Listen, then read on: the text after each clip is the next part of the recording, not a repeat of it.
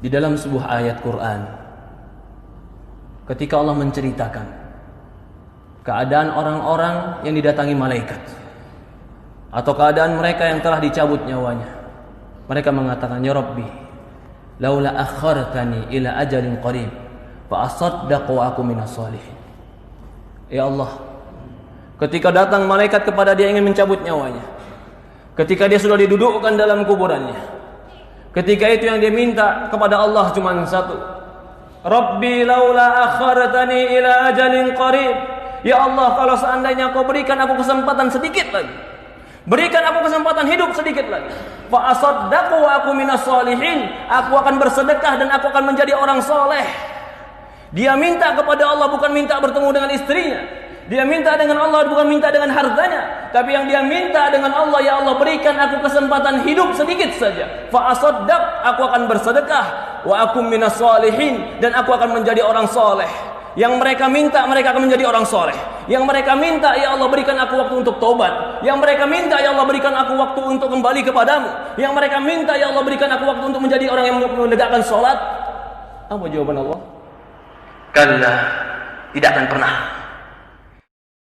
Jika telah datang ajaluha, ajalnya, la yastakdimuna sa'atan wa la yasta'khirun.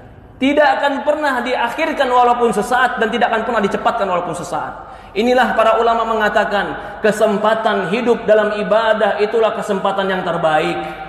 Ketika Allah berikan kita usia 30 tahun hidup, maka itu kesempatan yang terbaik. Ketika Allah berikan kita usia 40 tahun hidup, maka itu kesempatan yang sangat besar. Ketika Allah berikan kita kesempatan 50 tahun hidup, apakah tidak ada waktu kita untuk kembali kepada Allah Subhanahu wa taala? Ketika Allah berikan kepada kita kesempatan hidup, maka pergunakan kehidupan kita untuk kembali beramal soleh kepada Allah. Tidak ada yang kekal, tidak ada yang hebat. Sehebat apapun manusia akan dimakan oleh cacing. Tidak ada yang kekal di dunia ini kecuali kematian akan datang kepada kita. Kullu nafsin dha'iqatul maut. Semua jiwa pasti mati.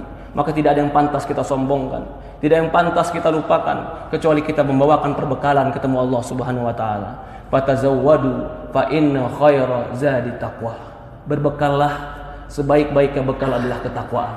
Perhatikan tadi ketika kita membaca dalam sebuah ayat Al-Quran, ketika didatangkan dia waltaqatis syaqqa bisyaq, ketika dicabut nyawanya, lalu apa yang terjadi? Betis dengan betisnya bertemu, semua badannya kram. Kenapa dia lakukan? Fala saddaqa wala shalla. Allah sebutkan sebabnya.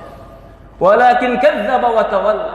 Tidak sedekah, tidak membenarkan Quran, tidak membenarkan hadis, wala shalla, tidak mengerjakan salat. Walakin kadzdzaba wa tawalla, bahkan mendustakan cerita Allah, mendustakan cerita Rasul, wa tawalla, bahkan berpaling ketika diajak kepada Allah dan Rasulnya.